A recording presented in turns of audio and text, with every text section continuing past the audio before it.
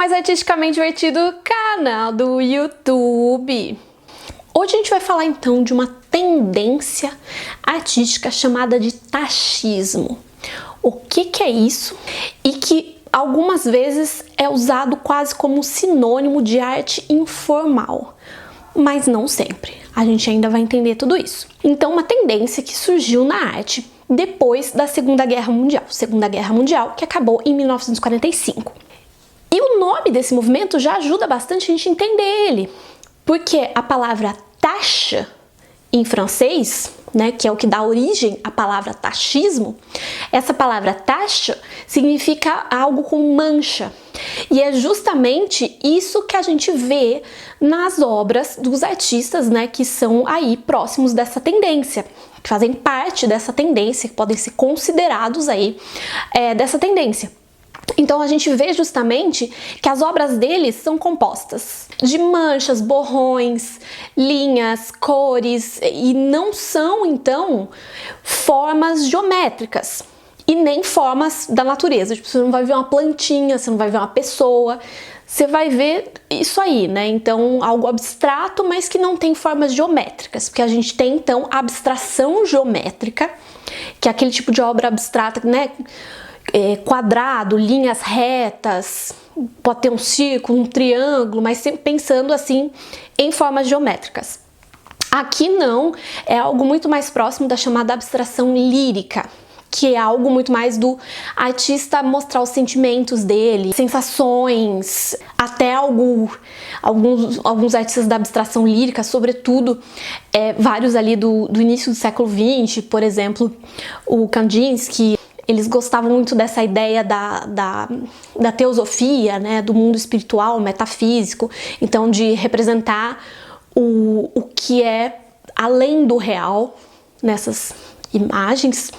Então, algo muito mais nesse sentido. Então, só pensar em tache, mancha, é composto de manchas, cores, linhas, e é isso. Então, abstrato, mas não geométrico.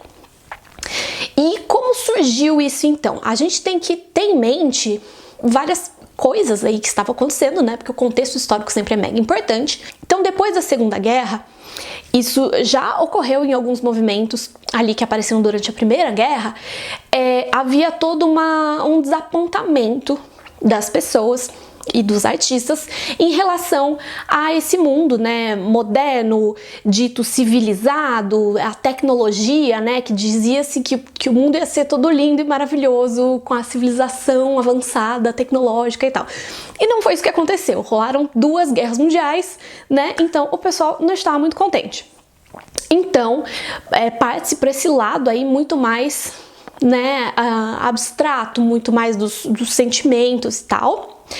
E também tem influência do existencialismo, né, uma corrente filosófica, especialmente do Sartre, que é um filósofo francês muito importante desse período. Tem todo um rolê também da improvisação, do acaso, né? Então, algumas ideias até próximas do dadaísmo e do surrealismo, nesse ponto da valorização do inconsciente. Então, que você deixa o acaso ali ver o que vai acontecer na sua pintura, não necessariamente o artista ia lá e pensava, eu vou fazer uma mancha aqui, uma mancha ali. Ele vai fazendo ali e vai deixando na tela marcas dos seus gestos, então sendo próximo também, sendo quase que o equivalente europeu, né, o taxismo, do que seria o expressionismo abstrato nos Estados Unidos, que o maior representante, né, o mais conhecido é o Jackson Pollock. Então pode ter aí também pinguinhos, né, uns splashes assim de tinta, a tinta que foi jogada ali, pode ter tudo isso. É uma ideia também próxima do cubismo, no sentido que há uma decomposição da realidade, né, e abandono das formas naturalistas, né, de pintar exatamente o que a gente está vendo, o mundo real. Só que no cubismo não se vai totalmente para abstração, ainda dá para reconhecer formas do mundo real. E essa decomposição é muito mais analítica, né, muito mais racional, que representa assim, então os objetos de diversos pontos de vista ao mesmo tempo, sendo que aqui é uma decomposição completamente irracional. É o domínio do irracional mesmo. Essa é a ideia. Então rola aí toda uma decepção com a racionalidade, ou seja, parte-se então justamente para o contrário, para o irracional, né, para o acaso, para o inconsciente, para os gestos, por essas manchas aí sem formas definidas, quadradinhas e tal, vai-se justamente para esse outro lado, em reação então ao fracasso dessa sociedade tecnológica, moderna, civilizadíssima, que não deu tão certo assim. E fala-se muitas vezes em sinônimo de arte informal, no sentido justamente informal, sem formas. Então, sem formas geométricas e sem formas aí do mundo real. Então, só esses borrões, cores, linhas, esses splashes de tinta, né? Então, tudo isso aí. Alguns artistas trabalham também, então, com a questão da matéria, né, dos materiais que eles estão usando. Então, por exemplo, usar camadas de tintas muito grossas, camadas sobrepostas, os chamados empastos, né, a textura. E vão ter artistas que até vão além e utilizam outros materiais, então, sei lá, um saco, papel, madeira, né, coisas assim para compor a obra. E aqui no Brasil, dois artistas que se aproximam muito do tachismo ou da arte informal são então o Manabu Mabe e a Tomi Otaki.